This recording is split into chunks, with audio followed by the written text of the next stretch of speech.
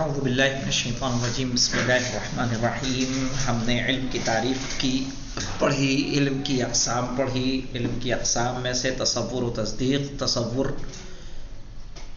کہاں کہاں جاری ہوتا ہے، کہاں کہاں پایا جاتا ہے، تصدیق کہاں کہاں ہوگا. اسی لیے ہم نے تصدیق کہاں کہاں ہوگا ہم نے کس کی تقسیم کر دی؟ تصدیق کی. جو کیا ہوگا؟ یقین یا تو ظن یا شک یا وہم. کہا جب بھی کوئی خبر انسان کے پاس پیش کی جائے گی ان چار حالات سے وہ خالی نہیں ہوگا. اور جہاں تصدیق اور یقین اور ظن پایا جائے گا وہ کس میں سے ہو جائے گا؟ تصدیق میں سے. اور جہاں شک اور وہم پایا جائے گا وہ کس میں چلا جائے گا؟ اقسام جہل میں. اس لیے کہ تصور میں تو ہے نہیں، صحیح ہے، تصور کے تو اپنی قسمیں ہیں، صحیح ہے. جہاں تصور پایا جاتا ہے تو یہ کیا ہے؟ کس میں جائے گا؟ اقسام جہل میں جائے گا. اب آئیے دیکھیے یہ جناب شک کیوں اس میں جہل میں کیوں جا رہا ہے جناب؟ تصدیق میں بھی تو جا سکتا ہے، 50-50 ہے، اس میں بھی جا سکتے ہیں. کہیں زیادہ ہوتا تب نہ اس میں جاتا. زیادہ نہیں ہے، زیادہ والی حالت کس میں جا رہی ہے؟ تصدیق میں. ظن میں. ظن کس میں جا رہا ہے؟ تصدیق میں. آپ کا یہ سوال ہے کہ شک کیوں نہیں جا رہا ہے تصدیق میں؟ ہاں، یا کیوں جاہلی میں کیوں؟ یہ تو بیچ میں ہے، نہ ادھر کا ہونا چاہیے نہ ادھر کا، بیچ میں رہنا. تو مجھے یہ بتائیے جو درمیان میں ہو، درمیانی حالت کسی ایک جانب ہوتی ہے کہ نہیں ہوتی ہے؟ مثلا ایک رول راؤنڈ فگر آپ نے انگلش میں میتھ میں پڑھا ہے کہ نہیں پڑھا ہے؟ ہاں جناب، جو 5 اوپر ہوتا ہے وہ 10 میں جاتا ہے. ہاں، اس کو بھی تصدیق میں جانا چاہیے تھا. 50 ہے تو 100 تو ہونا چاہیے تھا. 50 کو 100 کر دیں. ہاں، 0 نہیں، دوسری طرف بھی 50 ہے. یہاں مشکل یہ ہے تو اس کو ہم کدھر لے جائیں گے؟ پہلے والے 50 میں لائیں گے. وہی سمجھ میں کیسے اخلاقی اعتبار سے بھی تو یہی ہوتا ہے کہ چلو اگر مطلب 50% ہے تو اخلاقاً اچھا سمجھتے ہوئے اس سے آگے تک لے جائیں. تو بہرحال آئے گا آپ کا اعتراض، انشاءاللہ اس پہ دیکھا جائے گا اور جو معقول جواب ہوگا وہ دیا جائے گا کہ کیوں شک جو ہے اقسام جہل میں سے ہے. آئیے دیکھتے ہیں. چلیے، الجہل و اقسامہ، جہل اور اس کی قسمیں. پڑھیے مولانا رضی صاحب. الجہل و اقسامہ. کیا الجہل و اقسامہ. ہاں، لیس الجہل عدم العلم. لیس الجہل لیس الجہل الا عدم العلم. عدم العلم. عدم العلم ممن له الا ممن له الاستعداد. ممن له استعداد. ممن له الاستعداد للعلم والتمكن منه. ہاں، کہہ رہے ہیں جہل کس کو کہیں گے مولانا؟ جہل کی تعریف انہوں نے کیا کی؟ لیس الجہل الا عدم العلم. یہ تعریف مکمل ہو گئی یہاں پہ کہ جہل نہیں ہے سوائے یہ کہ وہ کیا ہے؟ عدم علم ہے. یعنی علم کا نہ ہونا کیا کہلاتا ہے؟ جہل کہلاتا ہے. صحیح. اب دیکھیے لیکن یہ کس کے لیے کہا جائے گا کہ وہ جاہل ہے؟ کہہ رہے ہیں ممن لہ الاستعداد للعلم، کہ جس کے پاس یہ قابلیت پائی جاتی ہو کس کی؟ علم کی. والتمکن منہ، اور اس کے لیے اس کا سیکھنا کیا ہو؟ ممکن ہو. وہ اس بات پر قدرت رکھتا ہو کہ وہ کیا کرے؟ علم کو سیکھے، کچھ چیز درک کرے تو اپنے صحیح ہے اس کے معانی کو حاصل کر سکے اس سے. لیکن جن کے اندر یہ قوت نہیں پائی جاتی کیا ہم ان کو جاہل کہیں گے؟ کیا ہم کہیں گے کہ یہ کتاب جاہل ہے، یہ میز جاہل ہے، یہ دیوار جاہل ہے، یہ گھر جاہل ہے؟ کیوں؟ کیونکہ ان کے پاس وہ علم کو درک کرنے والی قابلیت موجود نہیں ہے. یہ اس کے لیے کہا جائے گا کہ جس کے پاس علم کی قابلیت پائی جاتی ہو اور اس کے بعد وہ قابلیت موجود نہ ہو. اس کے پاس استعداد تھی کہ وہ حاصل کرتا لیکن اس نے کیا کیا؟ حاصل نہیں کیا. وہ علم سے کیا رہا؟ محروم رہا. پڑھیے آگے. فالجمادات والجماوات. فالجمادات والجماوات. ہاں، والجماوات. جمادات جانتے ہیں کس کو کہتے ہیں؟ جی. یعنی وہ چیزیں جو جن میں نہ حرکت پائی جاتی ہے نہ وہ بڑھتے ہیں، جیسے پہاڑ ہے، پتھر ہے، یہ سب کیا ہے؟ جمادات۔ یہ آنکھ بھی تو ہے نا، آنکھ نہیں بڑھتی ہے انسان کی، آنکھ جماد کا وہ نہیں بڑھتی نہیں، ارے ہل ڈل رہی ہے جس میں کوئی حرکت نہ ہو۔ پتھر میں کچھ حرکت ہے، پیڑ جمادات میں کیوں نہیں؟ کیونکہ اس کے اندر کیا پایا جاتا ہے؟ نمو۔ چھوٹے سے کیا ہوتے ہیں؟ بڑے ہوتے ہیں۔ ولا اجماوات، اجماوات کہتے ہیں چوپائے۔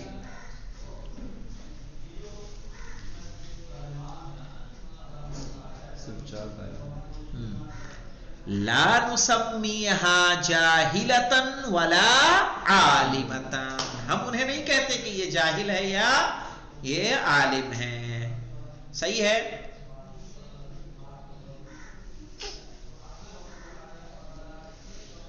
اچھا مجھے بتائیے جمادات میں سے کچھ استثناءات ہیں کہ نہیں ہیں؟ جیسے حجر اسود، کیا مطلب مستثنا ہو جائے گا کہ نہیں ہوگا؟ مستثنا کہاں ابھی تو نہیں ہے نا، کس اعتبار سے؟ گواہ ہے، روایتیں ہیں باقاعدہ، کس کی گواہ؟ سب کی، جو وہاں جا رہا ہے گواہی دی ہے نا، اور حرکت بھی کی ہے، حرکت بھی کی۔ تو ایسے تو پہاڑ اور بھی حرکت، ایسا کیسے پہاڑ حرکت کر رہا ہے؟ ایسا دیکھا ہے کہ پہاڑ چھوٹے سے بڑا ہو گیا ہو؟ نہیں تو اس اعتبار سے تو جیسے وہ پھر تو نہیں، تو جو استثناءات ہیں وہ ہیں، استثناء میں وہ پتھر بھی آ جائے گا جو کلمہ پڑھا تھا نا۔ ہاں بالکل ہو جائے گا۔ تو چلیے جیسے قوم دیکھیے، لوط کے لیے وہ نہیں ملا تھا غار سور، جبل نور بھی یہ بھی تو ہے، پہاڑ بھی، وہ غار حرا، وہ تو غار حرا ہے۔ چلیے آئیے دیکھیے، لا نسمیہا جاہلتن ولا عالمتن، ہم اسے یہ نہیں کہتے کہ وہ جاہل ہے یا عالم ہے۔ اور کیوں نہیں کہتے مولانا؟ ملکہ اور عدم ملکہ پڑھا ہے کہ نہیں پڑھا ہے آپ نے؟ پڑھا نہیں لیکن جانتے، پڑھا نہیں لیکن جانتے، پڑھا ہے بھائی، خلاصۃ المنطق پڑھی ہے تو ملکہ نہیں پڑھا ہوگا، جانتے ہیں لیکن پڑھا ہوگا۔ ملکہ اور عدم ملکہ اس لیے کہ علم اور جہل کیا ہیں؟ ایک دوسرے کے مقابل ہیں، تقابل کون سا ہے؟ ملکہ اور عدم ملکہ۔ مثلا بصر، نگاہ، کہیں گے کہ دروازہ اندھا ہے، کیوں؟ کیونکہ اس کے اندر یہ قابلیت نہیں پائی جاتی، یہ ملکہ نہیں پایا جاتا۔ آدمی کے اندر دیکھنے کی صلاحیت، اس لیے اس کو کیا کہا جائے گا کہ یہ اندھا ہے، عدم بصیرت ہے، اس کے ہاں عدم بصر ہے، عامہ ہے۔ کہہ رہے مثل العامہ، جیسے اندھا۔ پڑھو راغب۔ بسم اللہ الرحمن الرحیم۔ فَإِنَّهُ عَدَمُ الْبَصَرِ فِي مَنْ شَأْنَهُ أَنْ يُبْصِرَ این یبصر، این یبصر، ہاں کہ فَإِنَّهُ عَدَمُ الْبَصَرِ، عما کیا ہے مولانا؟ مثل العما، جیسے کہ نابینا، فَإِنَّهُ عَدَمُ الْبَصَرِ، نابینا کس کو کہتے ہیں؟ عدم بصر کو کہتے ہیں، لیکن کس کے لیے؟ فی من شأنہ ان یبصر، اس کا جو دیکھنے کی کیا رکھتا ہو؟ قدرت رکھتا ہو۔ فلا یسمى الحجر اعمى، ہاں فلا یسمى الحجر اعمى، صحیح ہے، حجر کو نہیں کہا جائے گا اندھا۔ وسیاتی ان مثل مثل هذا يسمى عدم ملکۃ ومقابلہ وهو العلم او البصر يسمى ملکا۔ وسیاتی، اور قریب انشاءاللہ بیان کیا جائے گا، ان مثل هذا، کہ اس طرح کے باتوں کو ہم کیا کہتے ہیں؟ عدم ملکہ کہتے ہیں، صحیح ہے۔ ومقابلہ، اور اس کے مقابل میں جو آئے گا کیا ہوگا؟ وہ علم ہوگا، یعنی جہل کے مقابلے میں کیا ہے؟ علم ہے، صحیح ہے۔ اب البصر، عما کے مقابلے میں کیا ہے؟ بصر ہے، یسمى ملکہ، اس کو کیا کہا جائے گا؟ ملکہ کہا جائے گا. یعنی کوئی عالم ہے تو اس کا مطلب اس کے ہاں علم کا کیا ہے؟ ملکہ ہے. کوئی بصیر ہے تو اس کا مطلب بصارت کا اس کے پاس کیا ہے؟ ملکہ ہے. کوئی اعمیٰ ہے اس کا مطلب کہ عدم بصارت ہے. صحیح ہے. کوئی جاہل ہے یعنی کیا ہے؟ عدم علم ہے. ملکہ اور عدم ملکہ. ان العلم والجهل متقابلان تقابل الملك. متقابلان کا اعراب کیا ہوگا بتائیں گے؟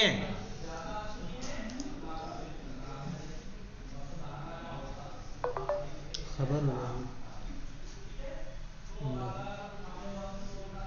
خلی یتکلم.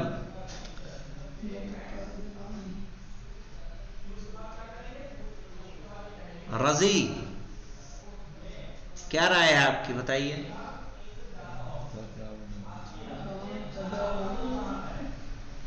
کس کی خبر؟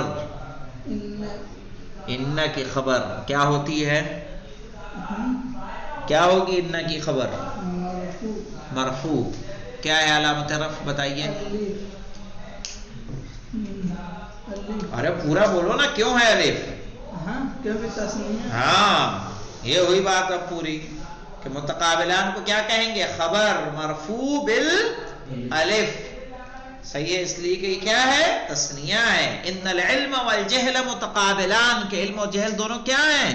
متقابلان ہیں. اور متقابلان تقابل کی معنی کیا قسمیں ہیں مولانا؟ تقابل الدین ہوتا ہے، ملکہ اور عدم ملکہ ہوتا ہے.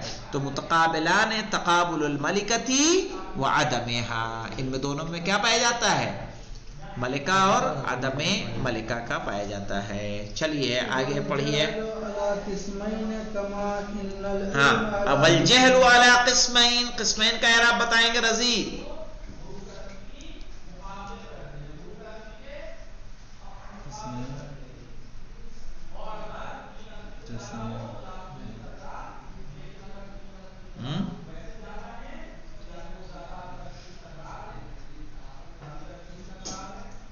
مجرور ہے ادا کے جیسے تسنیہ.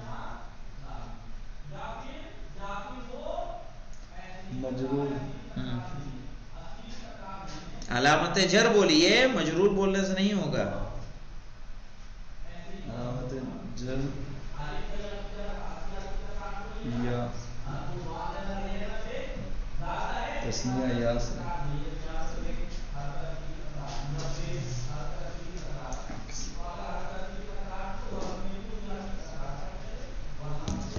الگ کے جیسے ہو رہا ہے. چلیے دیکھیے. ہاں والجہل علی قسمین، مجرور علامت جر یا کیوں؟ تثنیہ ہے. والجہل علی قسمین کما، پڑھو جی. نہیں وہی پھر ان نہیں، ان درمیان میں ان، شروع میں ان. العلم على قسمين لأنه يقابل العلم فيبادله في موارده فتارة يبادل التصور أن يكون في مورده، ويخرى يبادل التصديق أن يكون في مورده. فيصح بالمناسبة أن نسمي الأول الجهل التصوري والثاني جهل التصديقي. کہہ رہے والجهل على قسمين، جہل کی بھی کتنی قسمیں ہوں گی؟ 2 قسمیں. کما ان العلم علی قسمین، کیوں مولانا؟ کہ جس طرح سے علم کی 2 قسمیں ہیں. کیوں مولانا اسی طرح سے ہوگی؟ کہ لأنه يقابل العلم، کیونکہ جہل کس کے مقابلے میں ہے؟ علم کے مقابلے میں ہے. فیبادلہ فی مواردہ، تو اس کا بدل آئے گا تمام مورد میں. جو مورد اس کے ہوتے تھے، جو قسمیں اس کی ہوتی تھی، وہی قسمیں جہل کی بھی ہوں گی. فتارتن یبادل التصور، تو کبھی آئے گا کس کے بدلے میں؟ تصور کے بدلے میں. ان یکون فی موردہ، یعنی وہی مورد جو تصور کا، علم کی ایک قسم تصور تھی، اسی طرح سے جہل کی ایک قسم کیا ہو جائے گی؟ تصور ہو جائے گی. وہ یخرا یبادل التصدیق، اور دوسرا کس کے بدلے میں آئے گا؟